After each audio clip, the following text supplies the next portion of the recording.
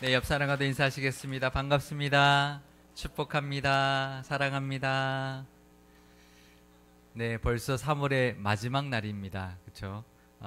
꽃이 만발하는 4월의 문턱에 와 있는데요. 우리가 사순절을 보내면서 우리 교회는 예수를 깊이 생각하라라는 주제로 히브리서를 묵상하고 있습니다. 믿음장이라고 하는 히브리서 11장을 통해서 믿음의 선진들의 모습을 우리에게 보여주면서 히브리서 기자는 12장부터는 믿음의 선진들을 본받아서 우리도 경주하듯이 믿음의 모습으로 살아가자라고 권면하고 있습니다. 미국 텍사스의 어느 갑부의 집 저택에서 파티가 열렸는데요. 그 집 이제 수영장에 이제 육식을 먹고 사는 물고기 피라냐라는 물고기를 딱 풀어놓고는 이 수영장에서 헤엄쳐서 이 끝에서 저 끝까지 가는 사람에게 자기 재산의 반을 주겠다라고 말을 했습니다. 기분이 좋았나 봅니다. 그런데 아무리 재산을 준다고 해도 육식 물고기가 있는 그런 수영장에 뛰어들었다가는 이제 목숨도 위험할 수 있으니까 이제 선뜻 용기를 내는 사람이 없었습니다. 그런데 갑자기 어느 청년 하나가 수영장으로 뛰어들더니 있는 힘을 다해서 저 반대쪽까지 수영을 해서 갔습니다. 그래서 피투성이가 되어서 수영장 끝에 도착한 그 청년을 보고 부자가 감동을 했어요. 그래가지고 야, 어떻게 이렇게 용기 있는 청년이 다 있는가. 그러면서 그 청년에게 내가 약속한 재산의 반을 줄까 아니면 내 딸을 줄까 이렇게 물었습니다. 뭐라고 대답했을까요? 그 청년이 다 필요 없고 나 밀었던 사람 찾아달라고. 누가 나를 밀었다고. 그 사람은 자기 의지로 뛰어든 것이 아니라 누가 등 떠밀어 가지고 수영장에 빠지는 바람에 그냥 있는 힘을 다해서 도망쳐 나온 거죠. 지어낸 우스갯소리인데요. 하지만 우리도 이 청년처럼 뭔가에 떠밀려서 살아가고 있을 때가 참 많습니다. 아이들이 대학 가기 위해서 열심히 밤늦게까지 학원 다니고 공부하는 것도요, 자기 의지라기보다는 어쩔 수 없이 이 대학 입시라는 것 때문에 몰려서 이제 갈 때가 있고요. 우리가 취업을 위해서 달려가는 우리 청년들도 그럴 때가 많습니다. 그냥 어쩔 수 없이 이 시대의 흐름에 그냥 끌려가는 거죠. 등 떠밀려서 가고 있는 것이죠.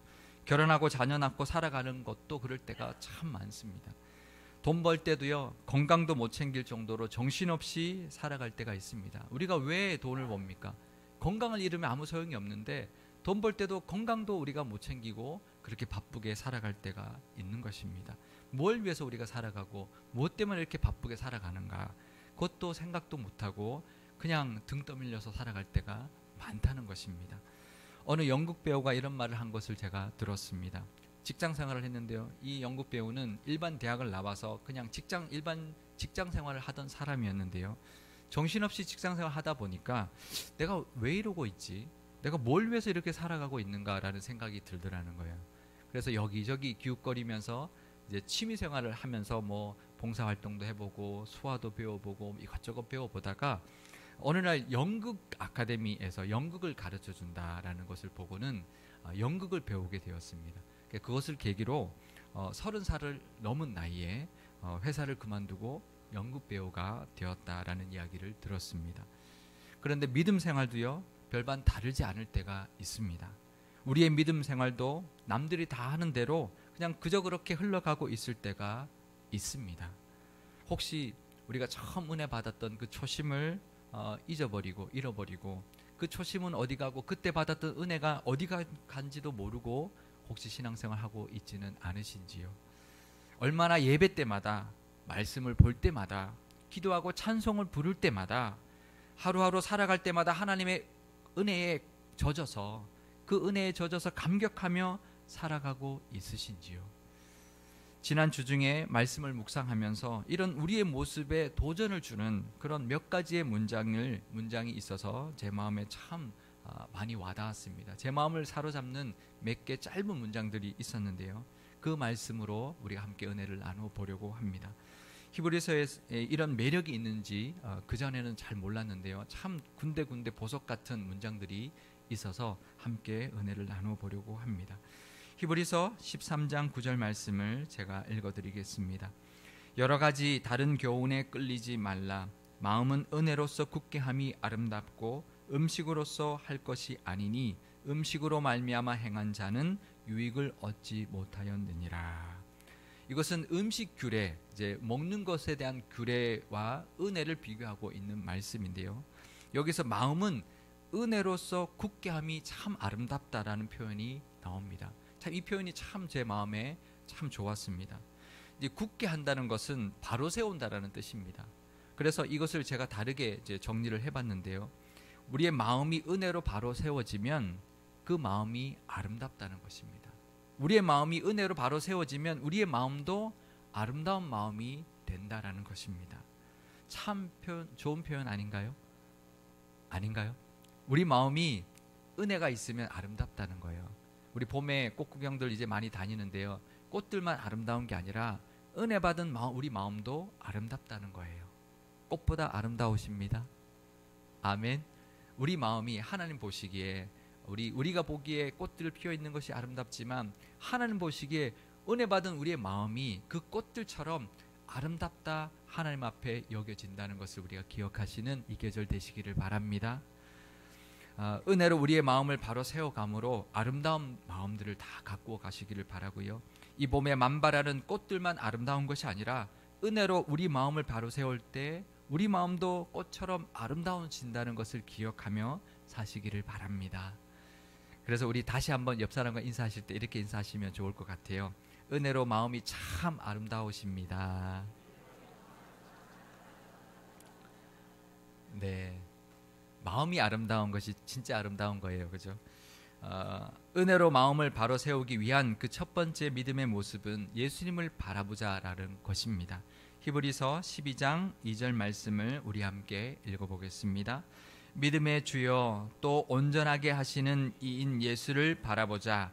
그는 그 앞에 있는 기쁨을 위하여 십자가를 참으사 부끄러움을 개의치 아니하시더니 하나님 보좌 우편에 앉으셨느니라. 아멘. 네, 예수님을 바라보자라고 권면하고 있는데요. 여기서 바라보자, 바라본다라고 하는 아포론테스라는 단어는 그냥 바라보는 게 아니라 시선을 고정하는 걸 뜻합니다. 그냥 보는 게 아니라 시선을 고정하고 계속 바라보고 있는 것을 뜻합니다. 뭔가를 계속 주시하고 보고 있는 것을 뜻하는데요. 또 이 단어를 현재 분사형으로 쓰고 있어서요. 지속적으로 계속 고정해 놓고 있는 것을 뜻하고 있습니다. 그러니까 잠시도 눈을 떼지 않고 예수님만 계속 바라보는 것을 뜻하는데요. 우리가 은혜로 바로 서기 위해서는 우리의 시선이 예수님을 늘 바라봐야 한다라는 것입니다. 예수님을 바라보고 있으면 뭐가 보일까요?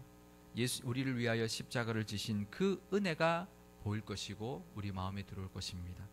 또 다음에는 예수님이 걸어가셨던 그 모습이 우리에게 보일 것입니다. 예수님은 이 땅에서의 그 삶과 십자가의 길이 참 힘드셨습니다. 하지만 그 앞에 있을 기쁨을 위해서 그 십자가를 참으셨다. 그리고 그 부끄러움도 개의치 않으셨다. 그렇기 때문에 지금은 하나님의 보좌 우편에 앉아 계신다라고 말하고 있습니다. 그러면서 히브리서 12장 앞부분을 우리에게도 있는 삶의 여러 가지 어려움에 대하여 말하면서 우리에게도 예수님처럼 그것을 감당함으로 하나님께 받는 은혜를 누리자라고 말을 하고 있는 것입니다. 우리도 살아가면서 만나는 여러 가지 어려움들이 있습니다. 건강의 문제도 만나고요. 재정의 문제도 만나고요. 자녀의 문제도 만나고 사람의 문제도 만나며 살아갑니다. 그때 그 문제 다음에 있을 그 기쁨이 하나님께서 예비하고 계신다는 것을 우리가 믿으며 그 상황을 대할 수 있어야 합니다. 그것만 보는 것이 아니라 그 다음에 있을 하나님이 예비하신 기쁨이 있다는 것을 믿는 믿음으로 살아가실 수 있기를 바랍니다. 그리고 예수님처럼 그 기쁨을 위해서 우리도 그 고통의 순간을 잘 참아내고 부끄러움과 낯뜨거움도 떨쳐버리고 앞서가신 예수님을 바라보면서 우리도 한 발 한 발 걸어갈 때 예수님처럼 우리에게도 하나님께서 예비해 주신 그 은혜와 그 영광을 반드시 누리게 될 것입니다. 그리고 그뿐이 아닙니다. 우리가 걸어갈 때 믿음의 주여 온전하게 하시는 그 예수님께서 반드시 우리 앞에서 끌어주신다라고 말하고 있습니다. 예수님을 바라보고 사심으로 어떤 어려움 가운데서도 어떤 문제 가운데서도 은혜로 마음을 바로 세움으로 아름다운 마음들 다 되실 수 있기를 바랍니다. 은혜로 마음을 세우기 위한 두 번째 믿음의 모습은 은혜 받자라고 권면하는 것입니다. 히브리서 12장 28절 앞부분 말씀을 제가 읽어드리겠습니다. 그러므로 우리가 흔들리지 않는 나라를 받았은즉 은혜를 받자. 우리가 예수님의 십자가의 공로로 흔들리지 않는 나라를 받았으니 이제 은혜 받자라고 히브리서 기자는 권면하고 있습니다. 우리가 흔들리지 않는 나라를 이미 받았는데, 이미 은혜를 받은 것인데 또 무슨 은혜를 받자는 것일까요? 사실 여기서 은혜라고 번역한 카리스라는 단어는 은혜라는 뜻도 있지만 감사라는 뜻도 가지고 있는 단어입니다. 그래서 문맥상으로 보면 은혜 받자라고 해석하기보다는 감사하자라고 해석하는 것이 더 낫다라고 보는 학자들이 있습니다. 그래서 우리가 성경 주에도 보면 밑에 보면 감사하자라고도 나와 있는데요. 그러니까 예수님의 십자가의 보혈로 우리가 흔들리지 않는 나라, 천국을 유업으로 받았으니 그 천국에서 영원히 살 수 있는 영생도 얻었으니 감사하며 살자는 것입니다. 우리 삶 속에서 만나는 모든 일과 상황 속에서 늘 감사하며 삽시다. 우리 감사하며 살아갑시다라고 권면하고 있는 것입니다. 하지만 우리 삶에는 감사하지 못할 일들이 너무나 많습니다. 하나님께 간구하고 있는 기도 제목들만 가득 차 있을 때가 참 많습니다. 자녀 때문에 속상해하며 간구하는 제목이 있다면 우리는 먼저 우리에게 자녀를 허락해 주신 그 은혜에 감사할 수 있어야 합니다. 그러니까 자녀 때문에 속상하다면 다른 말로 하면 자녀가 있다는 것이죠. 요즘 자녀를 못 낳아서, 자녀가 없어서 고민하고 있는 사람들, 기도하고 있는 사람들 얼마나 많은데, 그래도 나에게는 하나님 자녀를 허락해 주셨다. 그 은혜에 먼저 감사할 수 있어야 합니다. 사업이나 직장에 문제가 있어서 기도하고 있으시다면 우리는 먼저 직장을 허락하신 하나님, 지금도 우리가 사업을 할 수 있도록 허락해 주신 그 하나님께 감사할 수 있어야 된다는 것입니다.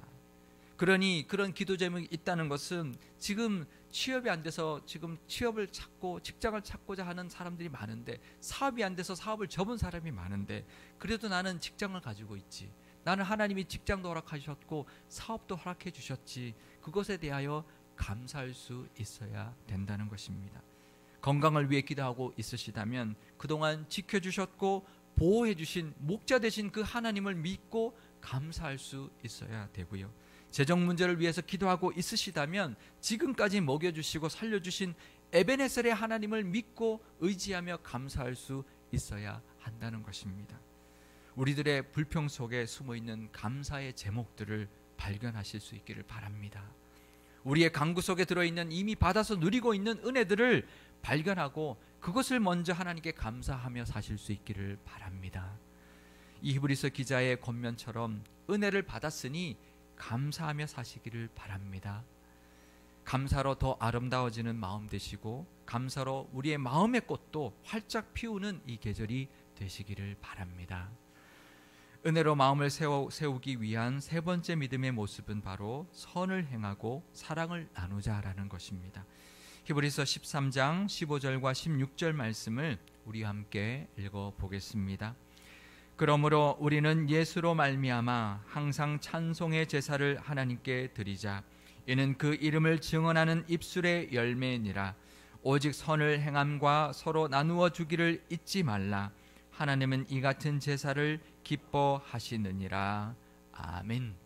우리가 하나님께 큰 사랑을 받았으니 그 은혜에 감사하며 늘 찬송하며 살자라고 권면하고 있는데요. 그 감사의 찬송이 하나님이 기뻐 받으시는 제사다, 예배다라고 말하고 있고요. 거기에 덧붙여서 그 은혜와 사랑을 이제 우리가 베풀고 나눌 때 그것도 하나님이 기뻐 받으시는 예배다라고 말씀하고 있는 것입니다. 우리가 받은 그 은혜와 사랑이 있으니 우리는 이제 그 사람들에게 기대하지 않고요, 오직 베풀기만 하며 살 수 있어야 됩니다. 우리가 받은 은혜가 있기 때문에 사람들에게 바라지 않고 그냥 베풀기만 하고 사람들에게 나누어 주기만 하며 살 수 있어야 된다는 것이죠. 히브리서 기자가 그래서 오직 선을 행하자라고 말을 하는 것입니다. 그러니까 바라지 말고 하나님 은혜를 받았으니 그냥 우리는 그냥 우리가 선을 베풀자, 나누어 주며 살자라고 권면하고 있는 것입니다. 그것 또한 하나님이 기뻐하는 제사기 때문에 그렇다라고 권면하고 있습니다. 감사 찬양뿐만 아니라 우리가 베푸는 사랑도 하나님이 기뻐 받으시는 예배라는 것을 늘 기억하며 사실 수 있기를 바랍니다. 그러면서 히브리서 13장은 믿음의 사람의 모습 중에서 특별히 공동체 안에서의 모습을 권면하고 있는데요. 히브리서 13장 1절에서 3절 말씀을 제가 읽어드리겠습니다. 형제 사랑하기를 계속하고 손님 대접하기를 잊지 말라. 이로써 부지 중에 천사들을 대접한 이들이 있었느니라. 너희도 함께 갇힌 것 같이 갇힌 자를 생각하고 너희도 몸을 가졌은즉 학대받는 자를 생각하라. 아멘. 믿음의 공동체 안에서 함께 하고 있는 우리 형제들을 지속적으로 사랑하자라고 권면하고 있습니다. 바라지 말고 우리가 은혜 받았으니 우리가 형제들을 우리가 먼저 지속적으로 계속 사랑하자라고 권면하고 있고요. 또 우리 공동체 안에 들어오는 낯선 사람들도 대접하는 것을 잊지 말자라고 권하고 있습니다. 왜냐하면 아브라함이 부지 중에 천사를 대접했기 때문이다. 우리가 모르게 행하는 모든 선한 행위도 하나님이 다 보고 계시고 다 기억하시기 때문이다 라고 말하고 있는 것입니다. 또 예수님께서 이렇게 말씀하셨습니다. 한 소자에게 한 것이 곧 나에게 한 것이다 라고 분명히 말씀해 주셨는데요. 마태복음 25장 40절 말씀을 우리 함께 읽어보겠습니다. 내가 진실로 너희에게 이르노니 너희가 여기 내 형제 중에 지극히 작은 자 하나에게 한 것이 곧 내게 한 것이니라. 아멘. 선행은 사람들에게 돌려받기 위해서 하는 것이 아닙니다. 사람들에게 인정받기 위해서 하는 것도 아닙니다. 하나님께 은혜 받았기 때문에 하는 것입니다. 하나님의 은혜에 감사해서 그 은혜를 이웃에게 나누어주고 베풀기 위해서 하는 것입니다. 또 갇힌 자, 학대받는 자를 생각하자라고 권면하고 있는데요. 우리 주변에 소외받고 우리 공동체 안에 힘들어하는 이웃들이 있습니다. 그들을 돌아보고 또 작은 사랑의 나눔을 하는 것, 그것이 하나님께 받은 사랑을 나누는 우리의 모습이 되어야 할 것입니다. 큰 것을 하기는 쉽지 않을 것입니다. 하지만 작은 친절은 얼마든지 할 수 있습니다. 따뜻한 말 한마디 하는 것 어렵지 않습니다. 그리고 한 번 더 내미는 손길, 또 한 발짝 더 다가서는 우리의 발길, 그것이 소외받고 힘들어하는 우리 이웃들에게 힘이 되어줄 수 있을 것입니다. 얼마 전에 예전에 함께 신앙생활 했던 우리 가정의 아들이 미국에 유학을 가 있었는데요. 사고로 죽었다는 소식을 들었습니다. 지난 2년 전에 우리 교회 제 환영 예배 할 때도 같이 왔고 그 아들도 같이 왔었는데요. 그러고는 이제 미국으로 유학을 갔는데 대학생인 그 아들이 사고로 죽었습니다. 그 부모의 마음이 어떨까요? 그 정말 꽃다운 그 아들을 그냥 보지도 못하고 그냥 시신으로만 보게 되었는데요. 그 시신을 수습하고 한국에 와서 장례 예배를 드리는데요. 예전에 같이 신앙생활했던 사람들이 다 그 예배에 다 모여들었습니다. 사실 저는 우리 교회 일정하고 겹쳐가지고 가지는 못했는데 저희 아내가 가서 그 예배를 함께 드렸는데요. 무슨 말로 위로해야 될지 모르겠더라는 거예요. 사실 몇 마디 해주지도 못하고 또 겨우 그냥 눈으로만 이제 눈 맞추고 위로해주고 그냥 그 엄마를 안아주고 돌아왔답니다. 그런데 장례식을 치르고 난 다음에 문자가 왔는데요. 그 부부에게 문자가 왔는데 참 힘들지만 와서 같이 예배하고 위로해 주셔서 감사합니다.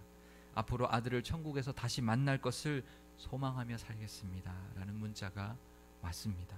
그 문자를 받아보면서 참 힘들겠지만 그 아들을 잃어버린 그 부모의 마음이 얼마나 괴롭겠습니까? 얼마나 그 죄책감도 들 것이고 얼마나 아프겠습니까? 그것은 평생 잊을 수 없는 고통이겠지만 그래도 믿음이 있으니 잘 이겨내겠구나라는 생각이 들었고요.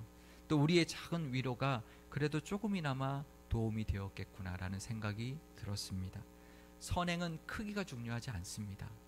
작은 것이라도 얼마나 자주 하는 것이 더 중요합니다. 불우이웃돕기 성금 크게 하는 것이 중요한 것이 아니고요. 작은 우리의 관심과 작은 것 하나하나 자주 하는 것이 더 귀한 선행이라는 것을 우리가 기억하시고 받은 은혜를 나누며 사실 수 있기를 바랍니다. 그것이 하나님이 기뻐하시는 제사로 받아주실 것이고요. 그 믿음의 모습으로 우리의 마음이 바로 세워져서 우리의 마음이 아름다운 마음들 다 되실 줄 믿습니다. 꽃이 만발하는 이 계절에 우리의 마음이 은혜로 바로 세워져서 꽃이 만발하는 것 같은 그런 아름다운 마음들 다 되실 수 있기를 축복합니다. 그리고 받은 은혜와 사랑을 함께 나눔으로 온 교우들이 그 마음에 다 같이 꽃을 피워서 우리 상일교회가 꽃이 만발하는, 우리 들에 피는 그 꽃들뿐만 아니라 우리 교회가 온 교우들의 마음에 꽃이 만발하는 그런 꽃밭 같은 교회가 되실 수 있기를 바라고요. 은혜가 가득한 물된 동산 같은 그런 교회가 되실 수 있기를 주님의 이름으로 축원드립니다. 기도하시겠습니다. 우리에게 늘 은혜 주시는 하나님 아버지, 예수님을 깊이 생각하며 이 사순절을 보내고 있습니다. 우리의 본이 되어주시는 예수님을 늘 바라보면서 살게 하시고, 그래서 우리 앞에 있는 그 어떤 어려움도 인내로 견디게 하시고 믿음의 경주를 하듯이 예수님을 바라보며 달려가게 하여 주옵소서. 우리 예수님의 그 십자가의 은혜로 구원받고 영생을 얻었으니 이제 감사하며 살기를 원합니다. 우리의 불평 속에 숨어있는 감사의 제목들을 발견하게 하시고, 우리의 간구의 기도 속에 숨어있는 이미 받아서 누리고 있는 감사의 제목들을 하나님께 감사하며 살게 하여 주옵소서. 또 그 받은 은혜를 이제는 이웃과 주변 사람들에게 나누며 살게 하여 주옵소서. 우리가 행하는 그 어떤 작은 선행도, 나누며 사는 그 어떤 작은 모습들도 하나님이 다 보고 계시고 다 예배로 기쁘게 받아주신다는 것을 믿으며 살게 하여 주옵소서. 받은 은혜에 감사하며 살아가는 이 모든 믿음의 모습으로 우리의 마음이 바로 세워져서 아름다워지게 하여 주옵소서. 우리 교회가 은혜로 세워진 마음들이 모여서 아름다운 꽃밭 같은 교회 되게 하시고, 늘 예수님만 바라보며 감사하며 선을 행하고 서로 나누어주는 기쁨이 가득한 교회 되게 하여 주옵소서. 우리 구주 예수 그리스도의 이름으로 기도드리옵나이다. 아멘.